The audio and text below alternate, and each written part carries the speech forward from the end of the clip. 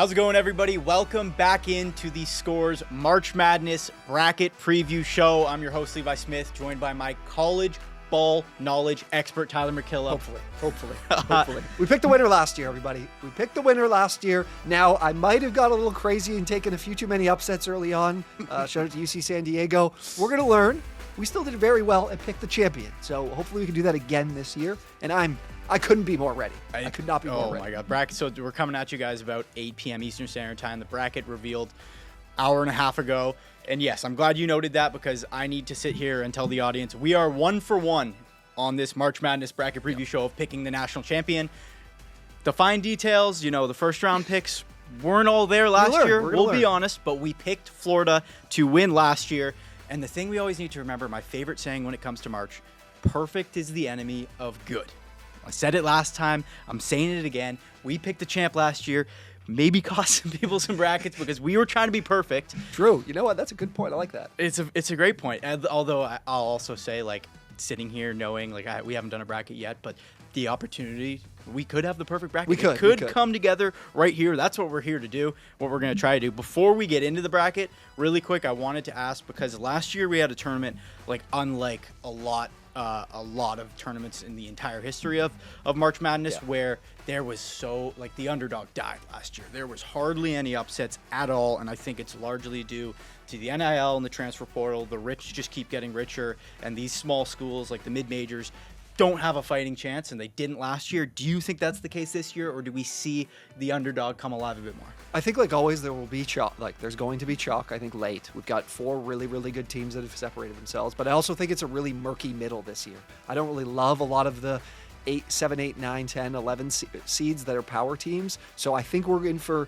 that first round we all want, which is the upsets. Yes. And you guys are going to learn a lot about all of these teams, whether they play for 2 weekends or just play one game on Thursday or Friday. We're going to have names, people, styles, whatever you need to know. I think this year, though, it's the 4 ones. It's the Michigan, Arizona, Duke, and I'm forgetting our last one here. Michigan, Arizona, Duke, and Florida. Right. Duke is the best all-around team, I think, at the moment. They're playing at their highest level. I don't think there is another level they can reach with some of the injuries. Michigan, I think, is the most well-coached team. Yes. Florida has the highest ceiling because they return a ton of talent, and there's some pieces that could elevate we'll talk about soon. And who did I miss? The last one. Michigan, Duke. Arizona. Arizona's the most talented team by far, I think, and we'll see if they make it happen. Yeah. But let's jump into it. Yeah, we got some good number 1 seeds, and we're going to start in the East region with the number 1 overall seed, Duke Blue Devils. Let's get into this bracket, man. Duke's the 1 seed for the 16th time in program history. I think that's second all time, just behind their rivals UNC. UMBC's back in the dance, and they're 16 seeds. So do we bother spending any time on the 16 seeds? I don't think so. Siena's a team that takes a lot of mid-range jumpers, can't make threes, but kind of play through some smaller guards. That against a team like Duke, you got to make threes to beat Duke, and this team doesn't do that. I want to be quick here. Duke will move on with these. Let's take Shout Duke. out Siena for getting here. Thank you, Siena. Yes, thank you very much. On to the next matchup in this region. Ohio State, TCU, the 8-9. I think the spread's pretty tight. Yep. Expecting a close game. Ohio State had a pretty nice run in the Big Ten tournament. What are we expecting here at Ohio State TCU? So you kind of make your pick for you watching. Do you want to take a team that's really good defensively or really good offensively? Because that's the story here. TCU's really good defensive team. David Punch is an excellent defender that forces a lot of turnovers.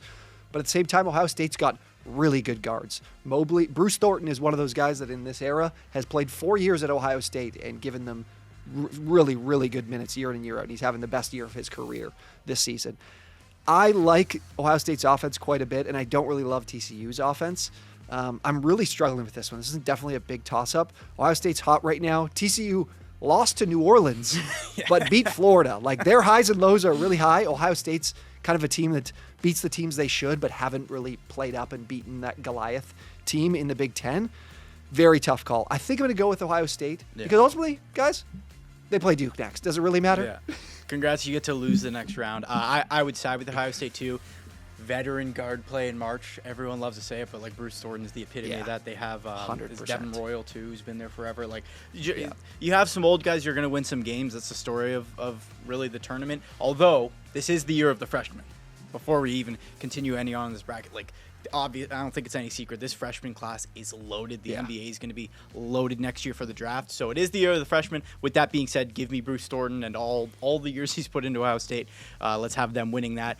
On to the next, the 5-12 St. John's versus Northern Iowa. St. John's, a year removed from being the biggest letdown, I'd probably say, of last year's tournament. They're the only top 4 seed, I believe, that didn't advance to the Sweet 16, or that might be wrong. But Yeah, they went out early, Yes. despite winning the Big East tournament.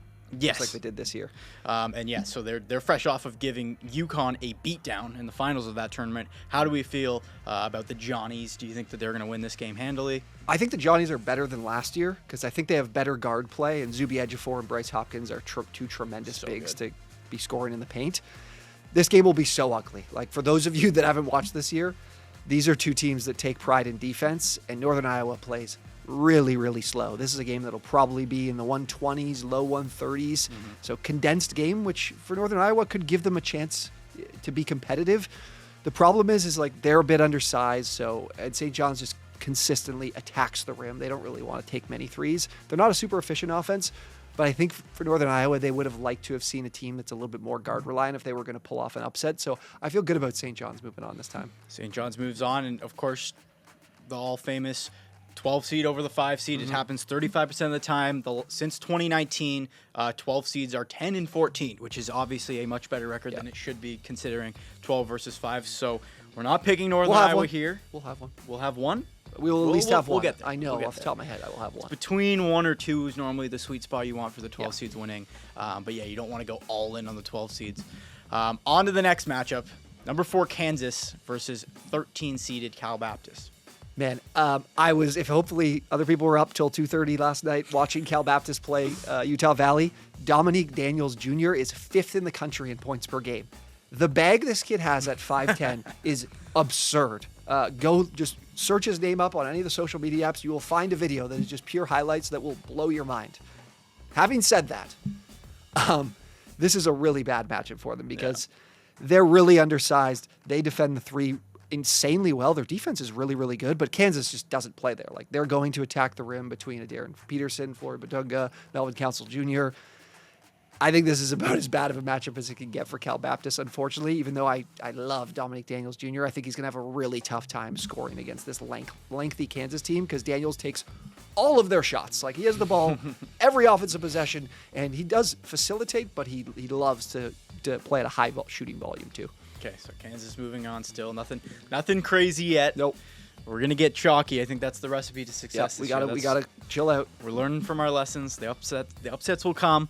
On to the lower half of this region, we've got Louisville versus the 11-seeded USF Bulls, who credit to the AAC for somehow getting that second last. It was them in the Big Ten championship there with the Wichita State USF game. Just a gross game that USF and Wichita State played there. So how do you feel, though, about this team? This is their first appearance since 2012. They won the conference tournament this year for the first time in 36 years. They're on an 11-game win streak. So the USF, I have some USF stats for you against this Louisville team. They're streaking right now. Can they keep it going? I think when I look at this game, it's about Mikkel Brown, if he's going to play and be available. I would hope he is. Yeah. This is a South Florida team that really feasts on the glass and gets to the free throw line. It's kind of like run to the rim or take threes.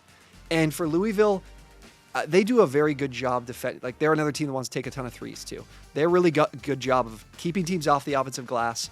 And I just don't think South Florida can win a 3-point contest with Louisville because they got a ton of guards that can shoot between Brown, Conwell. This is what they love to do. So I kind of feel like South Florida's going to come play Louisville's style of game, and I just think Louisville can do it better. Yes, I would agree. That didn't look like a South Florida team that can just shoot the lights out with the best of them. So it'll be Isaiah Nelson is like the big man for South Florida to watch. Like, if he has a big game, then I think they can keep up because ultimately Louisville's a little bit soft. They have some size, but they're not really a very physical team. Yeah. All right, we got the pick there. Number 3, Michigan State, Izzo in March against number 14, North Dakota State. Michigan State is in their 28th straight tournament.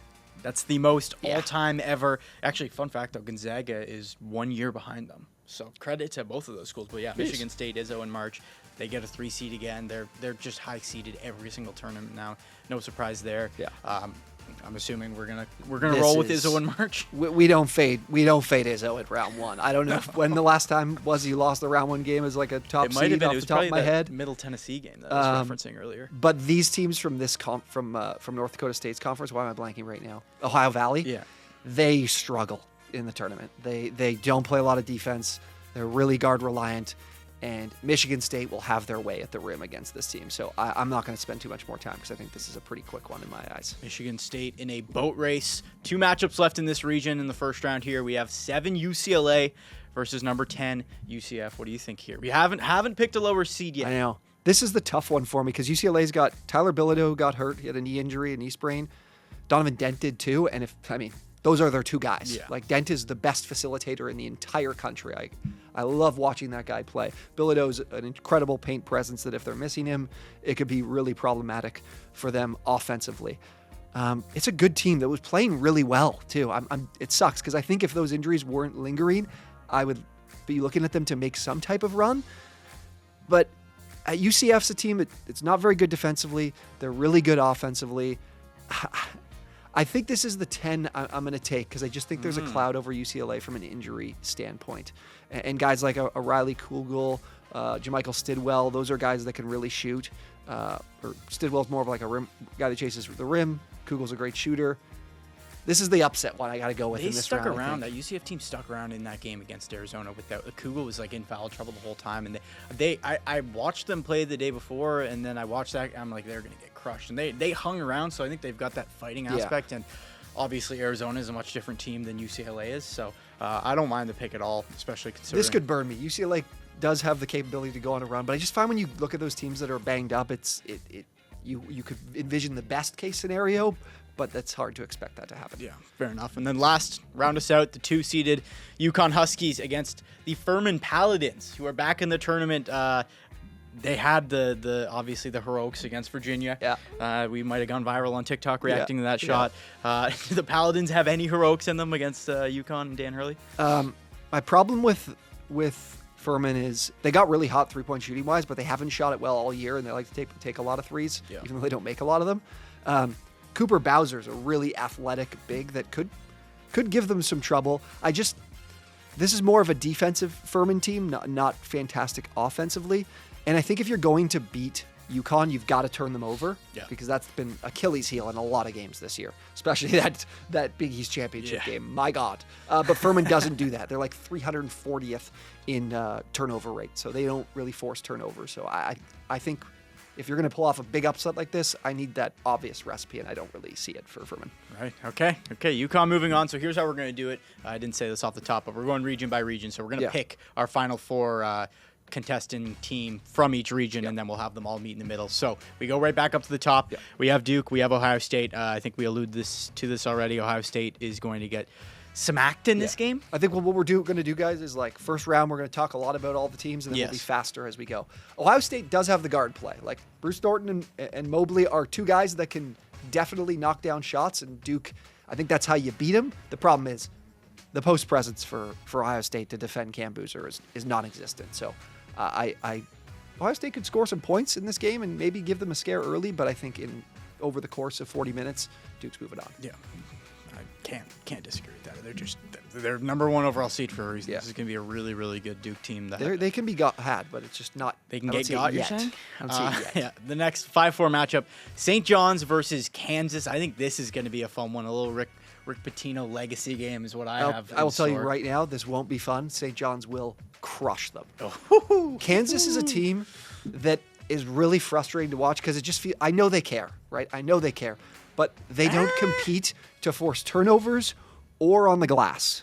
And like for St. John's, that is all they do. They're going to win the possession battle. They're going to have way more possessions than Kansas because they battle for offensive rebounds and they compete defensively to force turnovers, and Kansas just does neither.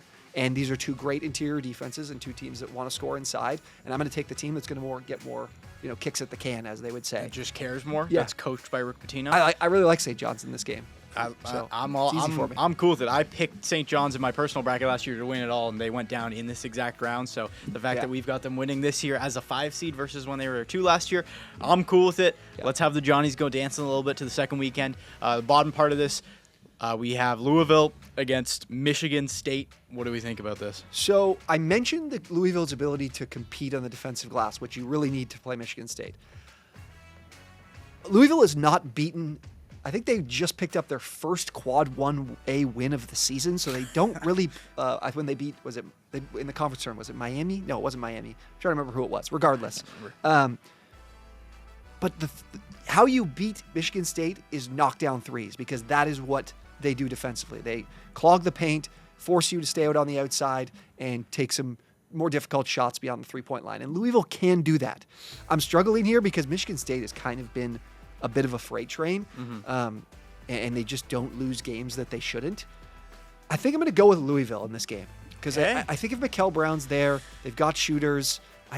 Michigan State's offense is just a little ugly. Like, Fears is one of the best facilitators in the country, but he's a great facilitator, but he's not a great shooter.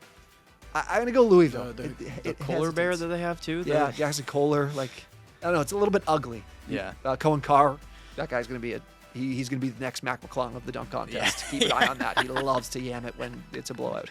He is good. Like, this Louisville team, I know they're seed 6, but like they have some important wins. Like, they beat what was the win that I was trying to think of here? To close out they the beat year, SMU like a few times. That's who the win was. That's and then they beat Miami right before that. Right. So and Miami was the one. Miami was the one. Yes, So it there's was no Miami before the tournament. I'm okay with it. I mean, we say he's in March, and then we've got him back in his I bags know. in round 2. And then the Mikkel Brown injury. Maybe I'm being silly, but I still like it. Oh, that's fine with me. And then last but not least, we've got number 10, UCF against number 2, UConn. Yeah, again, I think we've seen it with UConn. Like, they are going to lose to the teams that have that ability to force turnovers, and UCF's defense just isn't able to do that. It's not very good. So I'm going to take UConn and move on. All right, on to the Sweet 16, Duke, St. John's. I said it. Interesting game. If you're going to beat Duke, you've got to be able to shoot from the outside. And St. John's is better there. I'm blanking on Dylan Darley. Has been a bit of an upgrade shooting wise, but they can't really compete with Duke from a shooting perspective on the outside. So as good as a job they could do to really take away Cam Boozer, I just don't think they have enough offensively to make it happen, because nobody can seem to do it this year. Like, Duke has been in some tight contested games, and they still, quietly build a late lead and kind of sit on the ball and win. I don't think I do agree that, like, I don't know if that's going to be a Cam Boozer game. Like, I think Zuby Ejiofor is just going to hold him down in the paint and stuff. Like, I don't see him doing his running. Yeah, it's a running good and matchup. Dunking that he loves to do. Maybe St. John's goes on a run. No. Like, what do you Real think? run. I'm gonna take Duke. Duke. I'm gonna take Duke. Okay. I didn't want to get. Okay, our last one, Louisville. Louisville could really. I don't think I want to take Louisville all the way to the Elite Eight. I think as much as UConn has problems, I just think that UConn's a little bit more of a complete team. Louisville, again, is a team that doesn't force the turnovers that I'm looking for. They don't get to the free throw line, which has kind of been a huge problem for UConn. They can get into foul trouble. So I'm going to take UConn. We're chalk, guys. I know we're chalk. 1 and 2. Okay? And then Duke. I'm taking Duke to win it. I'm taking Duke to win it. Duke to the Final Four. Trying to avenge a little bit of last year's Cooper Flag team. As we move to the next region, I just think that Duke there's a style of play that can beat them. In this region, when you're the overall 1 seed, you get the benefit of a bit of a weaker side of the bracket too, and I think it shows. There's not teams in this region that have the formula to beat them. There's some teams that might be the same seeds as these teams in other regions, like if they got a bad draw, which is tough to do when you're the overall 1. I don't think that's the case. Duke to the Final Four. We move to the South region, bottom left corner of your bracket, where we start with Florida against the winner of Prairie View or Lehigh. Florida coming up. Here's my Florida stat of the day, because I don't have a lot of faith in them. I don't think they got kicked to the curb against Vanderbilt, who they might have a matchup with in this bracket. Yeah, that's crazy. In this region, which is pretty nuts. But Florida's only ever won a national basketball championship. They've only had like 2 other wins, and you know what they were? They were back-to-back years on those Al Horford, Corey Brewer teams. So when they win, do they automatically go back-to-back? I don't know. They've got a different looking team than last year, obviously, with Walter Clayton's gone, Elijah Martin's gone, Will Richards gone, but they bring in Xavier Lee, Boogie Flan, Yeah. and then they've got like the 3 6'10" guys that they love to play with in Hau Condon and Chinyulu. So a slight alter in the makeup of this team, not totally though. No. We don't need to get into the meat and potatoes of Florida with this first matchup. I don't Yeah, think that. well, we're dropping a No All 68 Teams video with a quick Yes, blurb on good everyone. plug. We'll definitely be talking about these two teams individually, but maybe you'll get some Nasir Whitlock comparisons to CJ McCollum because it's Lehigh. But I do not think that either of these teams have any chance of beating Florida with the size they bring to the table. Fine by me. The 16 song and dance, somebody out there is going to be. It's not going to be here. We're not giving you 16s that are going to be beating ones. I'm sorry, it's not happening. Not the recipe to win your bracket. No, that is the enemy of good. On to the next matchup. We have Clemson, Iowa. Two teams middle kind of the road in their respective conferences. This feels like a very similar game script, except I think one side has Bennett Sturts. So I'm leaning one way. I don't know where you're thinking, but guards win in March. And yes. that's what Bennett Sturts is. He's a great guard. Clemson plays through a lot of their bigs. Carter Welling got hurt. I don't know what his status is. I'm not feeling good about him to be back for the tournament, I believe. These are two teams that are pretty ugly. Iowa's really slow. Their coach is the former Drake coach from last year that won a first-round game. They want to play really, really slow. Bennett Sturts is a guy that came along with them. He's the entire offense. Nobody else on this team provides too much offensively other than Bennett Sturts, but he is a stud. I think I'm going to take Iowa because they do have that makeup. What you need to beat Clemson is those outside shots, which Bennett Sturts makes. And Clemson's just been, they're really good defensively, but they're pretty underwhelming offensively. They're missing that star player that they've had in other years.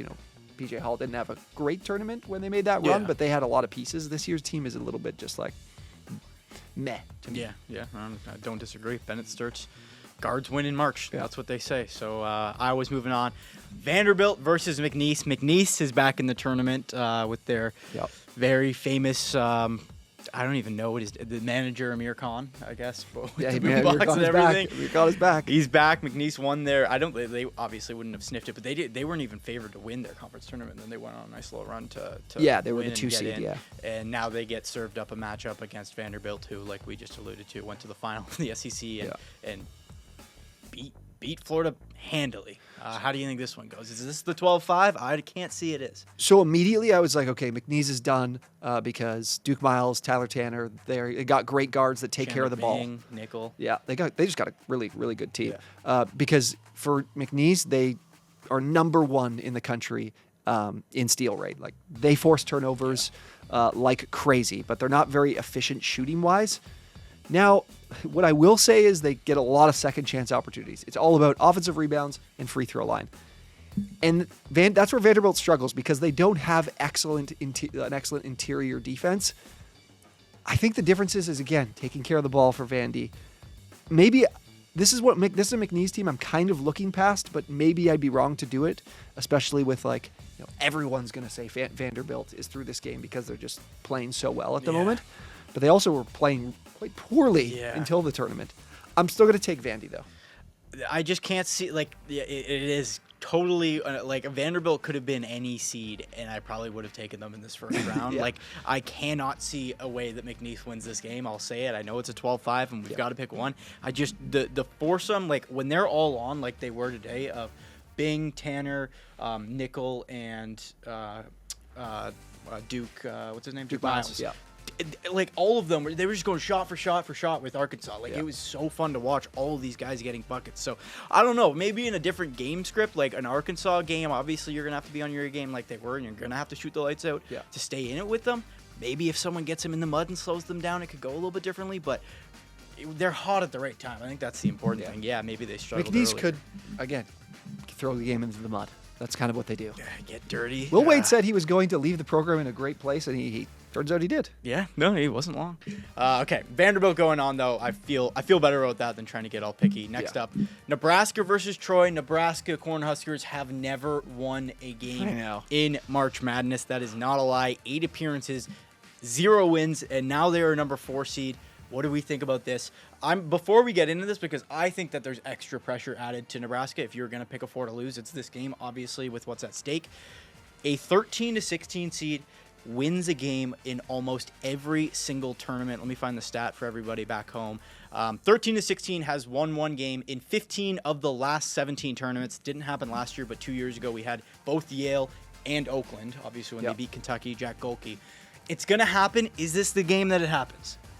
Okay, let's get into this, because I think the reason I'm going to just bracket strategy mention here is I don't love Florida going far because Nebraska and Vandy are the teams built to beat them. They've got really good guards, want to take a lot of threes, and completely take, like, Nebraska's crazy. They just don't let anyone into the paint. They are, going to my numbers here, they are 361st, which is the opposite. It says bad, but this is good, in opponent three-point rate. Their opponents take almost 50% of their shots from three. So they're just like, no, you cannot have the rim. You got to stay outside and make your shots from the outside.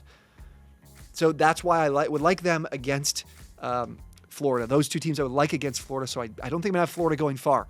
Having said that, this is the 13 seed with the best chance to pull off the upset. So Troy made the tournament last year.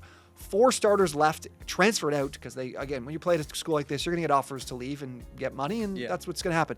This team didn't go to the portal, replaced everyone internally. Levi.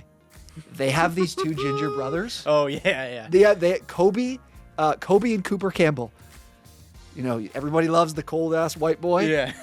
How about Redhead? And their two of brothers. And their brothers. These guys are great shooters. So those are two guys that will be critical to win this game. Outside of them, the other guys don't make a lot of outside shots. Like Victor Valdez is the guy possessing the ball the most, but he's not a great shooter. If these guys are on the floor and they're making threes, they match up really well with Nebraska because they defend the three really well. 43rd in the country in three-point percentage. The biggest problem they've had all year, defensive rebounding. Nebraska has no interest in defensive rebounding because they take over 50% of their shots from three, which again, no team has ever won a national championship taking 50% or more of their shots from three. Here's the first upset. We were really chalky. We're going with Troy because this is a team that's been to the dance last year and replaced those guys that left internally. And those guys, although they weren't the stars last year, they've been here. Second time around, just like Drake did, in a return trip, Grand Canyon in a return trip, Drake in a return trip. Yeah. This is the one. Cold ass. 13 over 5. I'm sorry, Nebraska. I really like watching you play, and I would hate it for you to lose your first tournament game. They're still not gonna go without a win. The narrative here is insane, but I'm on board. And if you're gonna pick a 13 to beat a 4, like why not pick the 13 that has two cold ass white boys as brothers? So I'm okay with that. Oh, I hope that people will love these. Story of the tournament. We're Cinderella before it even happened. Is Troy? All right, I'm cool with it. Troy's moving on. On to the next matchup here. We have North Carolina VCU. Here's another little 11-6 here that could be susceptible to an upset. This is the closest spread that we have amongst any team seeded 5 seats apart. Yeah, 11 or worse. North Carolina is just 2.5-point favorites going into this one. Yeah. What do you think? Is that line? Should we be taking note? Is that telling us something, or do you think that UNC can handle VCU? I think VCU's got a really strong interior defense. Like for guys like Henry Visar, I'm forgetting. They're kind of like a two-man show at the moment. Seth Trimble. Seth Trimble, their best player. Yeah. So VCU's interior defense is really, really good. Like they've got some size. Lazar Djokovic is a 6'11" forward that's a great rim defender. They can make outside shots. They're a high-volume three-point shooting team that attacks the rim and gets to the free throw line. And UNC struggled defending the three this year. So I'm going to go with what the books are telling me, which is this game has a good chance of an upset, and I'm going to go with the upset here with VCU. Hey, I really like North Carolina. If Caleb Wilson wasn't hurt, I really, really like this team. It's unfortunate that he is. I just don't love there's no great guard. Like Luke Bogovats got really hot in the game against Clemson, and then they played them again, and he didn't go crazy from three as he hasn't really most of the year, and they lose. So I'm going to go VCU. Okay, back-to-back upsets, and I think, again, worth noting, March Madness categorized as an upset where, like I said, the 5 seed discrepancy. Yeah. The average for a tournament is around 8 that a team that's seeded 5 seeds lower wins. There was only 4 last year. So obviously, like we said, a down year, but generally there's about 4.5 in the first round, 3 in the second round. So we got back-to-back there. So we're already checking a couple off the box. With Troy, VCU. We're just tell me what I want to hear. It's all about just checking off that list. A couple more games left in the first round of this region. Illinois versus Penn. Penn, what a fun run with their Duke player. Why is he there? Yeah, I don't know the full context, but he was Duke, Virginia, and now he's at Penn. He was a former 5-star recruit. Crazy. And he went for, I believe, 44 in the Ivy League championship game against Yale, which was a huge upset. They were like 10-point dogs. TJ Power went bananas. Illinois' offense is crazy efficient too. They're not shooting it well right now. They really, like they're just like Nebraska, ton of threes. But I mean, this team, just athlete-wise is crazy. Like when they get in a game against similar competition, you could start asking questions. But like the length they have, they're one of the tallest teams in the country while also taking a ton of threes. This is a team that if they get hot, they're going to be really tough to beat. I don't think they're susceptible to the upset, but I mean, we got a former 5-star on the team here, and we got a Fran McCaffrey who's spent his time in the Big Ten for quite a while. So he's played this Illinois team. Yeah, he's familiar. This is his 5th different team he's brought to the tournament, which is a crazy impressive. number. I'm going to take Illinois. I really like Illinois. I like what the setup that they have with, like, they've got a top 6 pick in next year's draft, freshman Wagler. Yep. And then they have, like, I don't know, they bring in a guy like Boswell from Arizona who's, like, they've got a really fun team where it's just, like, some cagey vets, and then the one guy that runs the show is just, like, young freshman who's just lighting it up. Yeah. I think Illinois can make some noise in this tournament. Yeah. St. Mary's, the 7 seed against Texas A&M, the 10 seed. What do we think here? St. Mary's, by the way, didn't play in the conference tournament finals this year.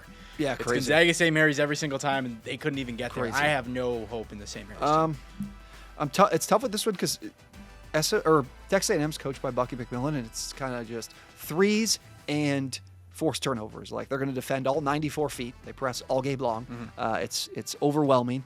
And St. Mary's, they're really young this year. I really like their guards, but for A&M, they're undersized and can't defend the paint. And this is a St. Mary's team. If you know them, they just bread and butter. The bread and butter is the paint and rebounding, so they could really crush A&M there. And A&M's, they've really cooled off in the second half of the year because I think.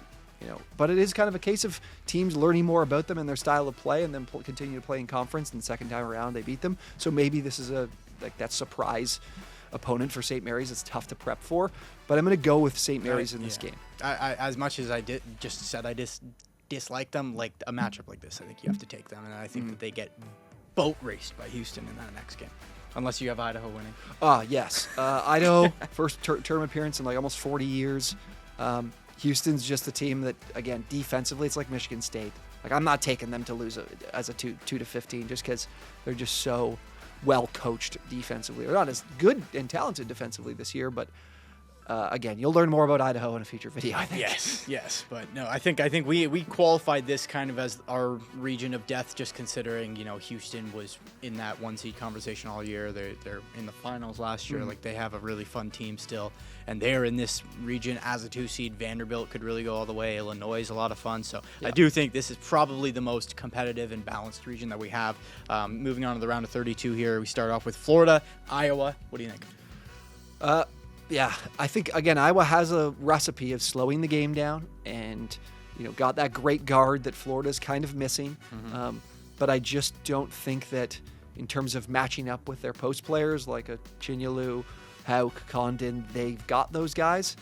It could be interesting, though, because, again, I think Iowa's recipe to pull off an upset is really good because of their slow pace. But I'm still going to take Florida to move on. Okay, Florida's moving on. Vanderbilt, Troy. Second round matchup. Does Troy keep dancing? Again, it's good for Troy because, like I said, same kind of script here of a 3-point shooting team, and they can defend the 3. The problem is Vandy's not as reliant on the 3-point shot. Like they can go score in the paint, and they want to do that.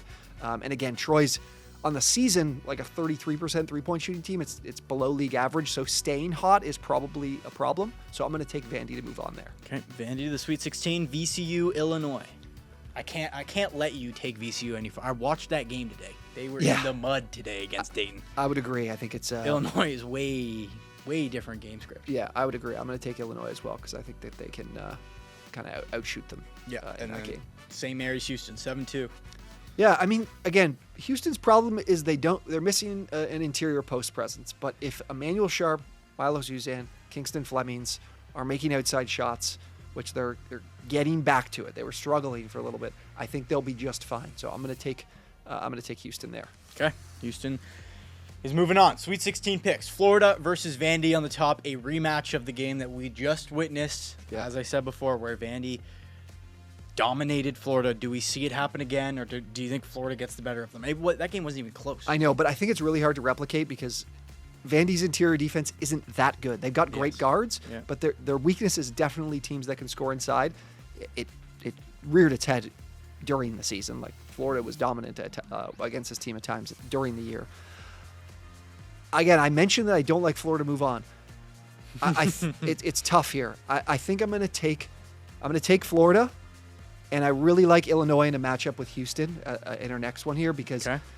Again, they've got a good defense. Houston is a team that just doesn't play the most efficient game offensively. They settle for a lot of mid-range jumpers. Like they have the furthest average 2-point distance in the country. They're missing that post player that I think is how you take down an Illinois, is being able to bully them because they have length, but they're not super physical in the front court. So I'm going to take Illinois to move on, and then I'm taking Illinois to beat Florida because they have that perfect recipe like a lot of teams in this region do. I think Florida's in tough here with who is in this region with Vanderbilt, Nebraska, and Illinois. Yeah. So a shocker here, but I'm going with the Illini. We got the 3 seed coming out of the region of the self-proclaimed region of death. For Florida. I like it. Yeah, for Florida anyways. I like it a lot. So we got Duke up top. We got Illinois down bottom left. We move to the top right of the bracket, the West region, which starts with Arizona against the 16-seeded Long Island Sharks. And this is a Canadian company. I need to pay my dues to the LAU Sharks. We are in Canada currently, yeah. We are in Canada currently. Sorry, in Toronto. This is This is Team Canada. If you've never, I wouldn't assume most of you have heard about the Long Island Sharks this year, but there's 5 Canadians on the roster. It's the closest thing Canada's ever had to a team in this tournament.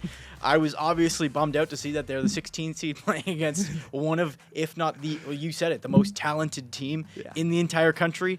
But when you tune into this game, just know the 2 best players went to high school right here in Toronto, and they got a whole bunch of other guys from all over the country. So that's our little tip to the LAU Sharks. Thank you for being Canadian. Yeah, they'll get killed. Absolutely killed. Like they want to score at the rim, and Arizona's. I mean, this game won't be close. This will be the biggest blowout of all the 16s. Shout out Canada. Yeah. Shout out Canada. I'm sorry. LIU, fins up, baby. Moving on. I was hoping they'd play a play-in game, honestly. I would have just liked to see, I'd like to see them compete at all. So, I mean, at least there'll be something to watch for there. I'll be happy watching my Canadian guys just get absolutely crushed in that first round. That'll be really nice. I was hoping they get the spotlight, but that's okay. The 8-9, Villanova, Utah State. I really don't like this game at all. No, I have no idea. No idea. I really love Utah State. I love watching them because it's another team that's just really well coached. I think you're going to see their coach probably get an upgrade in job in Jared Calhoun. He's up for a lot of the top jobs available because of how good he is from a coaching perspective. Mason Falslev, MJ Collins, 2 great guards for Utah State. When you look at Villanova, they also do. Like you look at Tyler Perkins, Devin Askew's been playing college basketball for like as long as I've been alive. It's really tough. These teams are kind of super similar. But what I just can't make up my mind on this game. Honestly, I have no idea. So you tell me. I don't see an edge in this Utah game. State's as a 9 seed, although it's not like 9 seeds actually beat 8 seeds more often than 8 beat 9. I think it's like a 53% win percentage. Right. They are favored in this game, -2.5. I don't really like Villanova at all. No, I don't either. I don't at all. So I think we just go with Utah State. Okay. Let's give the Mountain West a win. Yeah, give me that. We'll go with that. Good for you guys. Yeah, this is again, it's another case of the Ohio State TCU game. It's like I don't really know who wins, and they're gonna get crushed in the next game anyways by Arizona. So congrats on the win, Utah State. Moving on. Okay, so we still haven't picked our 5-12. Yeah, I know. We have another one here that I don't want to take the 12 again. Although if there was a 12 to pick, if there's a Cinderella to pick, it's obviously High Point, who have the player that doesn't shoot twos, hasn't made a 2 all season. But this was Charles Johnston, right? This Wisconsin team, this is the formula to win in March. Is like we said, Chase Johnston, veteran guards. No, I'm saying on the Wisconsin side. No, the guy I was trying to think of the guy who takes threes, Chase Johnston. Yes. Again, though, I'm saying the 12-5. It's going to happen. Yeah. Wisconsin's built for this, and they proved it in the conference tournament. They had a really good run there. Yeah. I don't know.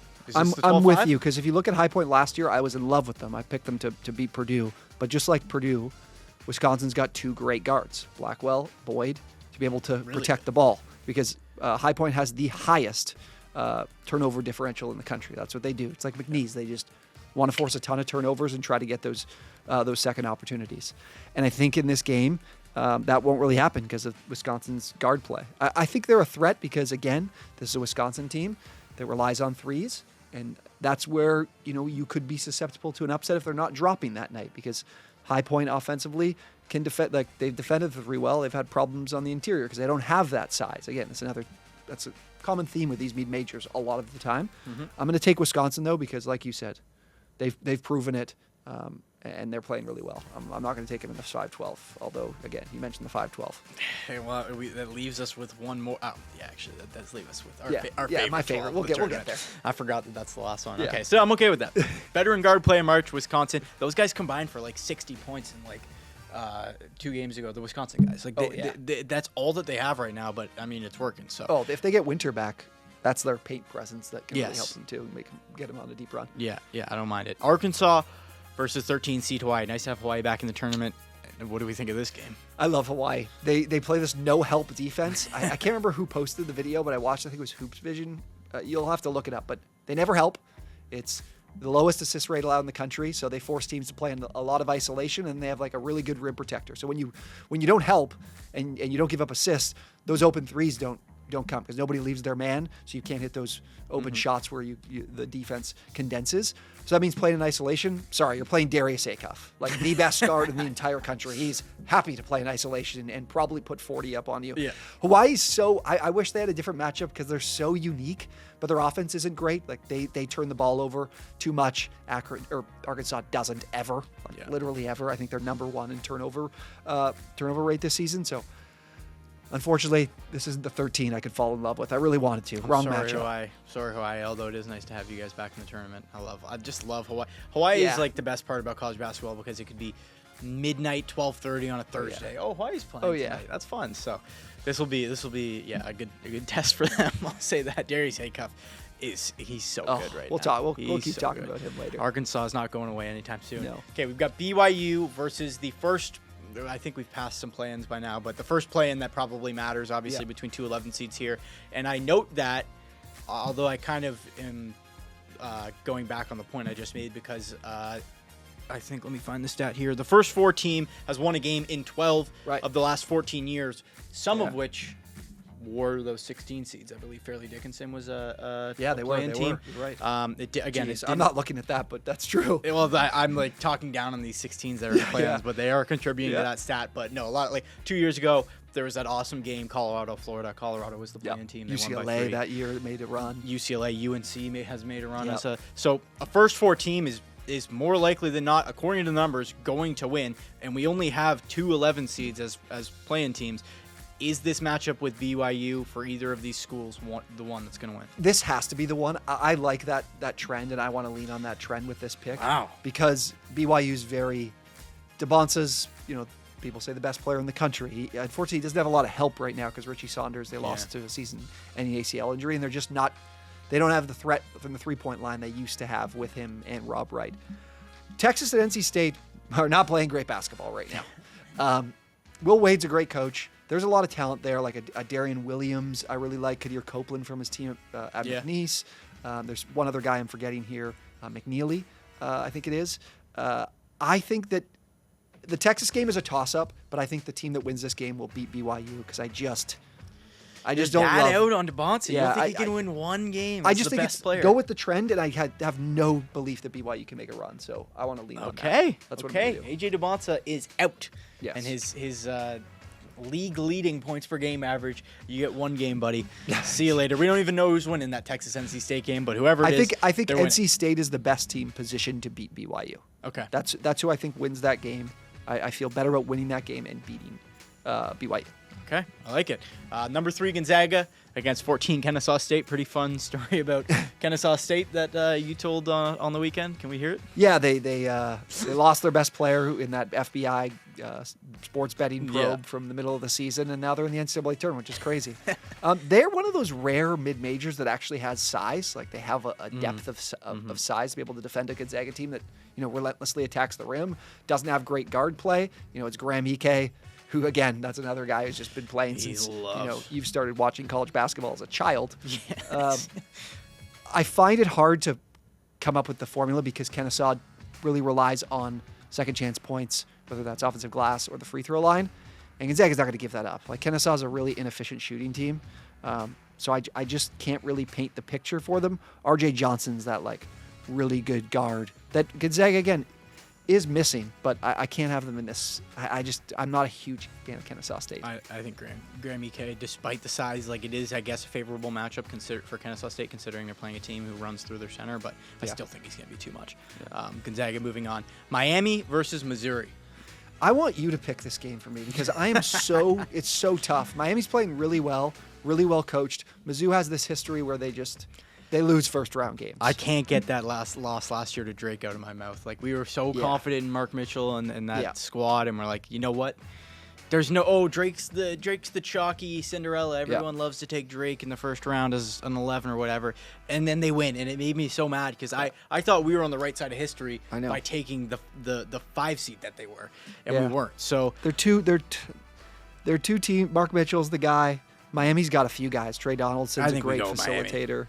I'm gonna say Miami. Okay, I'm good with that because I really can't make up my mind. I really don't like Missouri. Obviously, I'm guessing that neither of those teams matter against Purdue. Two great names: Chris Ashby, Carson Schweiger. These guys combined for 500 3-point attempts and 82s. This team just chucks threes, plays zero defense. That's kind of the big major version of Purdue, except they don't chuck threes. They don't play great defense. Just shot chuck. This game might have 250 points, but Purdue will win by probably 30 or 40. I like it. Purdue wins. What is that? Like 150 to 100. Congrats, Purdue. Yeah. It might be Purdue gets to 100 in that game. Easily? That's what I would say. Okay. I like it. All right, we're done with the first round of 64 here in this region. Back up top to Arizona, Utah State. Yeah, Arizona's so talented, and Utah State really doesn't defend the glass well. Arizona's got so much length between pretty much everyone on the floor. Mm-hmm. I think it's really tough for these 8s and 9s. It's a tough draw to get the 1 seed in the second round, but I don't see it from any of them this year, unfortunately, because I think it's just so messy in that 8 to 11 seed range of teams that just aren't all that impressive. Yeah, fair enough. Okay, this is a matchup. Wisconsin, Arkansas. How does this one go? This one's pretty easy for me. Arkansas loses to teams that are awful. That lose to teams where they get crushed on the inside, like Florida beat them by 40 or whatever it was a few weeks ago, because their bigs are like Pringle and Brazil, and those guys they're great floor stretchers, but there's not a lot of beef there to be able to defend in any post up looks. And Arkansas is a team that just and Wisconsin, though, is a team that doesn't do any of that. Yeah. They take their threes, and Arkansas is pretty good with their athletic guards to defend it. So I really like Arkansas in that game. I don't think that'll be a problem for them. Okay, that's going to be a fun matchup there, Arizona, Arkansas. But before we get to that one, let's get to the bottom here. We have either Texas or NC State against Gonzaga. Yeah, Texas Texas would not beat Gonzaga. NC State, I'm waiting for this team to get hot, because I think they're really well coached. They built this team through the portal, and it could happen. They're just not very good defensively. I don't like Gonzaga, though. They're missing the really good guard that can carry them, like, a Jalen Suggs type of player, Nemhard. Strother, Nemhard. Yeah. They used to be loaded. They don't have that. Corey Kispert. I don't see Gonzaga going far, but their draw is really good, so maybe I should like believe in that draw. And I mean, NC State's been an 11 seed before, and you know where they went when they were the Final Four. Yeah, true. Is this the year? Do I keep going chalky? I don't know. Enemy's perfect, or perfect's the enemy of good. Let's not forget. Perfect is the enemy of success.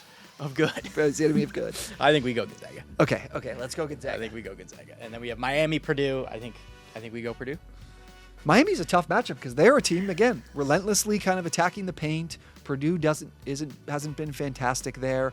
They've got a Trey Kaufman-Wren, but they're more play through Braden Smith, Fletcher Lawyer. They're a little bit softer. Like, Purdue's downfall will be elite defensive teams. Is Miami that elite defensively? What are they, 36th in defensive rating at KenPom? I'm struggling. Let's go. Preseason number 1. Miami could make a run. We can go Miami. Let's go Purdue. Okay. Let's go Purdue. And then Purdue is going to lose to Gonzaga. Preseason #1 Purdue. Let's not forget. This is such a good draw for Arizona. This is such a good draw for Arizona. Nobody in here is like a threat to them. No. There's not that like Wisconsin could be because they've beaten a bunch of big-time teams, but the bottom is just nobody gets me fired up. Miami kind of does because I just said it, but nobody else does. Purdue. Okay, so Purdue's got the guards. Gonzaga doesn't. I think Purdue wins that game. But Purdue isn't great to be able to defend a Graham Ike. Like, who's going to stop Ike? Kaufman Run? You don't have faith No, in Kaufman no, Run? They need God, Zach no. Edey back. It's like an Oscar Clough matchup, probably. Yeah. No, I have no faith in Gonzaga. This is just like both teams should lose. Okay. No winner from this game. Okay, let's go chalk. Let's go Purdue. Okay. And let's go Arizona. Because, again, it's a terrible matchup for Arkansas. Oh, my God. That game, though, we said this is the year of the freshmen. Arizona obviously have two guys that is going to go in the lottery. Darius Acuff's going in the lottery. That's going to be a fun game. That's, again, a lot of buckets. Young kids say it. That game is cinema. Yes. And Arizona? Then Arizona, because, again, I'm worried about Purdue's defense. Okay. So we're going really chalky there because I don't love the teams in that one. No, I think Arizona got a very favorable draw. A lot of teams that can score and keep up, but I think they're just not well-rounded at all to keep up with Arizona. Arizona is moving on from the West region. We've got Duke in, we've got Arizona in, we've got Illinois in, and we have one region left, the Southwest or the Midwest. Sorry. Yeah. Let's speed this up for the people. Let's start with Michigan.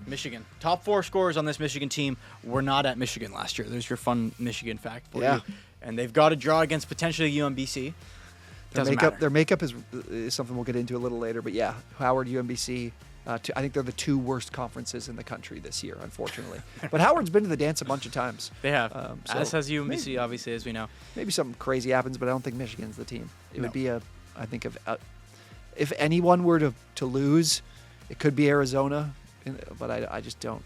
I don't see that happening with any of these ones. Lindenborg, and the rest of the guys. They're not going down. Yeah. Georgia St. Louis. This one's really hard for me. This is interesting. Georgia's not a very memorable team to me. St. Louis was like the talk of the country outside of Miami, Ohio. Robbie Avila. They've got guys that have transferred down, like a Trey Green was at Xavier. Brady Dunlap was at St. John's. Ashawn Sharma was at Virginia. This team has really cooled down, though. They're not playing well. Georgia's like lead the country in fast break points. They just run up and down the floor. These teams could score a lot of points. I fell in love with St. Louis early in the year because I just think their team is it's almost like a power conference team that's playing in the A10. And Georgia just doesn't wow me too much. St. Louis is that team that could just blow up the bracket. Yeah. I'm going to take St. Louis in this game. Okay, St. Louis moving on. I like it. Now we have Texas Tech, Akron. The 12-5, we haven't picked it yet, but boy, am I excited to pick Akron in this game. Here it is. This is the first time this century, by the way, that the MAC has 2 bids. In the same region. And they're in the same region, which is crazy, Miami, Ohio. But the Akron's, I think in my books, that's the story of the MAC. Like, I know Miami, Ohio didn't lose. They didn't have any quad. The first team to make the tournament without a quad 1 game. Akron lights it up. They're the far better team in my books. Obviously, that's why they're the 12 versus the 11, but Akron's in the tournament. Miami, Ohio has to get into the tournament still. So this is the 12 versus 5. This is it for me. Yeah. This is it. I look at this matchup and I go, okay, Akron, you've got real talent. Like, Davari Johnson's been around for I think all 4 years. They got Evan Mahaffey's a transfer back from Ohio State. He came in this year. They've got like a floor-stretching 5 in, why am I blanking on his name? Amani Lyles. Yep. Their problem is every time they've been in, they've played this monster team with size like Arizona last year, and they just stand no chance because they're 350th in average height. Texas Tech is missing JT Toppin, and that's and they don't really they play through. It's pretty much Christian Anderson. Who is it? Donovan Atwell. I think he takes he barely. He's kind of a Jack Galkey crazy 3-point scorer that doesn't take many twos. I think this is a game that has the 3-point variance is off the charts here, and I think Akron's a super efficient shooting team and offense that is running into a perfect opponent that plays through their guards as well and doesn't have the post player like JT Toppin. So I'm going to go with the upset in this one. Okay, I like it. Akron is moving on. Next up, Bama Hofstra. I was so excited about Hofstra when I was learning about them and what the makeup's like and what they could potentially do if they get the right opponent, and then they got the wrong one. Yes. They want to play a team that wants to score in the paint because Hofstra just really defends the rim at a super high level. Like, their opponents have to take a lot of mid-range jumpers and take three-point shots, and they're the 5th best team in two-point defense. Crazy. And they've got 2 outstanding guards. Cruz Davis, Preston Edmead's a freshman that's just been dynamite this year. Both of them are combined like 40% from 3. But then we're playing Aiden Holloway and LeBaron Philon, which is just the same team, except better. This is the same team, basically, except they're better. Exactly. Because Hofstra or Bama, if you're going to be Bama, you've got to have post scorers, and unfortunately Hofstra's missing that. It's not Hofstra's bread and butter. Yeah. 4th seed Alabama is moving on. Here's the game we were referencing to. Miami, Ohio, they were handed a play-in, so they've got to beat SMU if they even want to make the tournament. Well, technically, the round of 64 at least. And then both of these teams draw with the Tennessee matchup. We said a play-in team wins every year, and we already gave one out. Yep. So do you think Tennessee wipes the floor with either of these Yeah, teams? I think Tennessee for either of these teams, that SMU wants to score in the paint. Yeah. That's terrible for a Tennessee team that just has great interior defense. Yeah. Miami, Ohio, they could score on Tennessee because they've got the shooters. You've seen it all year. But their defense would not, like, Nate Ament and Jacoby Gillespie would probably outplay this team and score at will. So I don't think either of these teams move on. I do think SMU probably beats Miami, Ohio because Miami, Ohio doesn't have the interior defense. But again, if that offense stays hot, and it's been hot, like despite the loss, they're still super efficient offensively. SMU's been faltering for sure. But I'm going to go Tennessee over either one. Tennessee, regardless. They do have, like, Nate Ament's got lottery pick upside. He's going to be a top 10 pick in the NBA draft, so we'll see. Maybe he takes him on a run. Virginia, 3 seed against Wright State, 14 seed.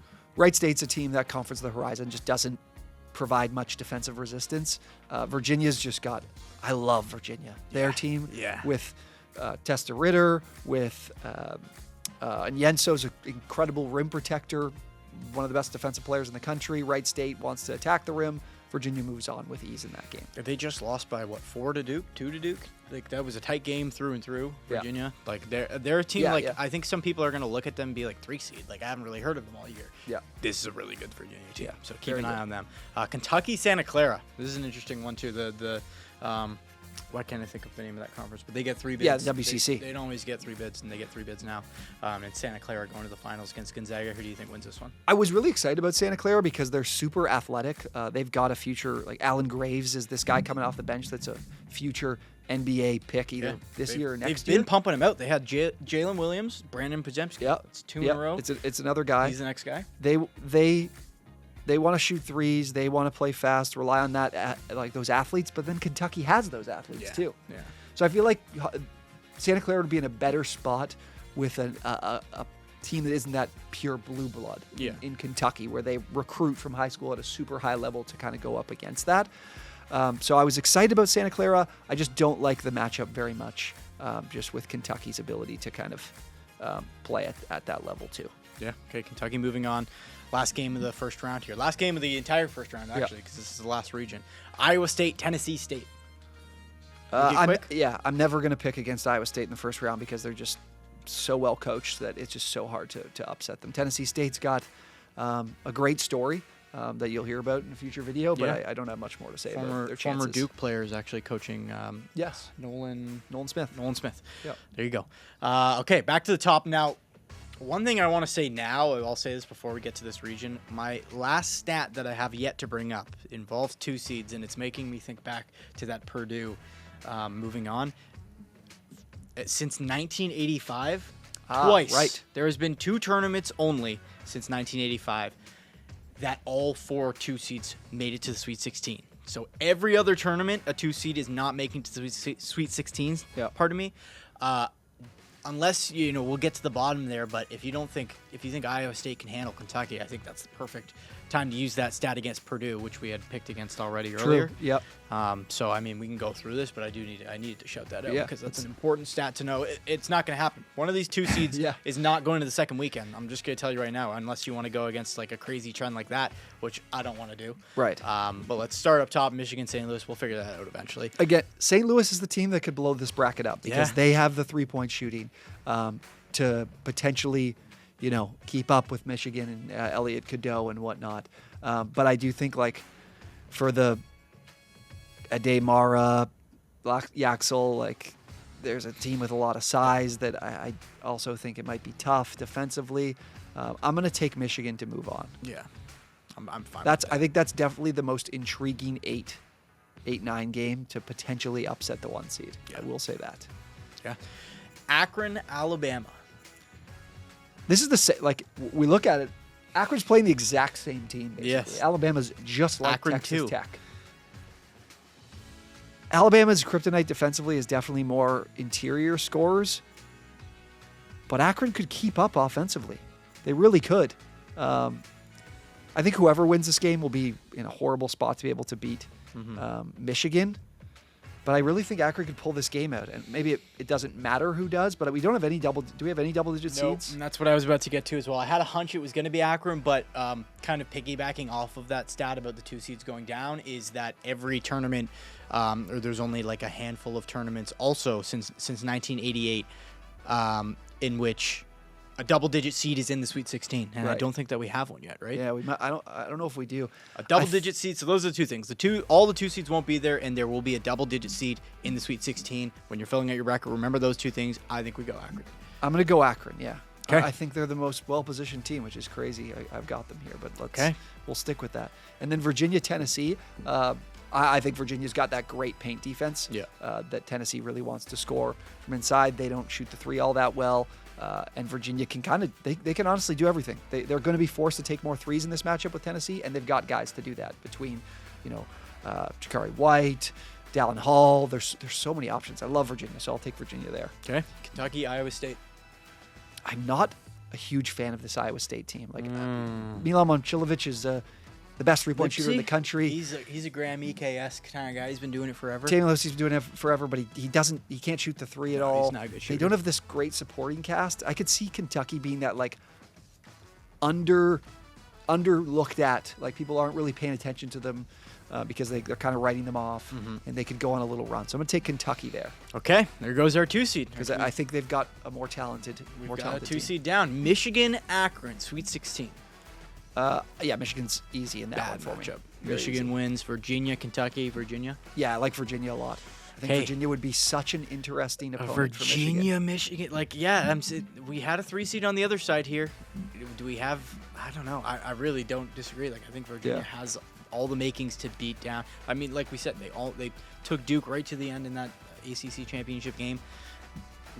It's a team built to stop really, really good teams. Yeah, the thing with Virginia is that when they've played, that Duke, they haven't stepped up to the plate They and did finished get the crushed job. earlier in the year against Duke also. I'm going to take Michigan. We're going to stay chalky here. Okay, we stay chalky. So, Final Four is comprised of Duke, Illinois, Arizona, Michigan. That's 3 1 seeds and a 3 seed. Yep. A sum of 6. Yeah. Now, last year, that's one other trend. Over a course of time, it's kind of gone back and forth. Last year, it was all 1 seeds. We had a sum of 4. The general average is about 12. So we've we're chopped much that lower. in half. But I still think we'll have more upsets than last year, but we just the chalk will it's a hold different out era. at the end. That's the thing that we have to emphasize. It's a different era. The rich have gotten richer. Yeah. I don't think that number of the average sum of 12, like the tournament we saw a few years ago with the NC State and FAU, like that's not going to keep happening. Right. So I don't hate it. We got 3 1 seeds and we got the 3 seed Illinois.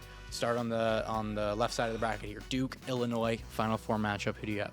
I'm going to take Illinois' guards and a Keaton Wagler big game because I just think that Duke can be beat if you can score on the outside.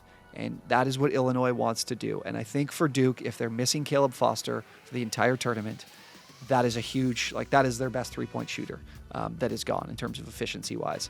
And that is where they can be gotten. And Illinois is that style of team that could do that. They've got the length in numbers to be able to send guys at Cam Boozer. I'm going to go Illinois in the national championship game. I'm surprised they've done this because we didn't go through the whole bracket originally. No. So I'm very shocked. Illinois is into the finals, and they will face off against the winner of, what a game this is going to be, Arizona, Michigan. I'm really struggling, guys. I don't know who I want my national champion to be of these four. I think whoever wins this game wins the national championship. I would agree. And I really love Arizona from a talent perspective, but I also think that Tommy Lloyd would be completely outcoached against Dusty May. Yeah. Oh I think this is a perfect matchup of, I've done this, do this year after year. I fall in love with the freshmen. I fall in love with the guys I'm going to see in the NBA in a couple of years. I did it with that Kentucky team when they had Rob Dillingham and Reed Shepherd. I had them winning that year. They lose the first round. I've done it with an Arizona team before when Benedict Mather was on the team. They go down. This is the perfect synopsis of the freshmen versus the battle-tested guys. And Lendeborg, who's a senior. Elliot Cadeau, is he a senior? Yeah, he's been around. He's been around. It's an old Michigan team and a young Arizona team. I think... I don't know. I think and then he says nothing. I want to watch Arizona play more, but I think Michigan wins. I'm going to go with I'm going with the better coach, Dusty May. Okay. And then I'm going to take Illinois is a team that matches up well with Michigan, but they also have gotten crushed by Michigan when they played them. So I'm going to take Michigan as my national champion. Michigan wins it all. We pick a 1 seed for the second straight year. We got it right last year. Not the overall 1 seed. Not the overall 1 seed. Yeah, you're right. But it is a 1 seed. We did get it right last year, and that's who we're going with this year. Michigan, I'd say 150-ish points probably in that final game. We've seen them get up and down the floor before. I think that they keep it relatively high scoring. But there we have it. We went with another 1 seed the same way that we did last year. We went Florida last year. We go Michigan this year. Do you feel good about going back-to-back on the national champion? I would hope so because we just did it. Yeah, I feel good about my national champion is in this Final Four. Yes. But I think that game is the one that decides it, and I think I'm going to take Michigan to do it. I like what you said too about the experience against the young guys too. Yes, that always proves to be the difference in March. So don't get caught up on the young flashy guys because there's a lot of them this year. Darren Peterson, AJ Dubonsa, we've got. We had them cooked. Out in the first round. Darren Peterson, you're going home in the second round. The Arizona team has a couple guys, but they're not right up there at the top. Yeah, it's gonna be an awesome tournament. Probably, I think a lot of people are saying this is the best college basketball season we've had in quite some time with how much talent there is in all the different looking teams. Yeah. So, boy, am I excited for this tournament. Thank you, everyone back home, for watching along. We hope you learned a lot from this bracket.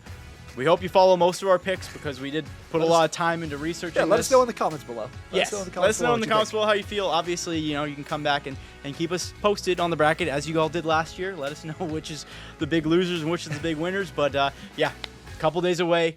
It's finally here. Tournament time. March is here. Hope everybody enjoys, and we'll catch you in the next one.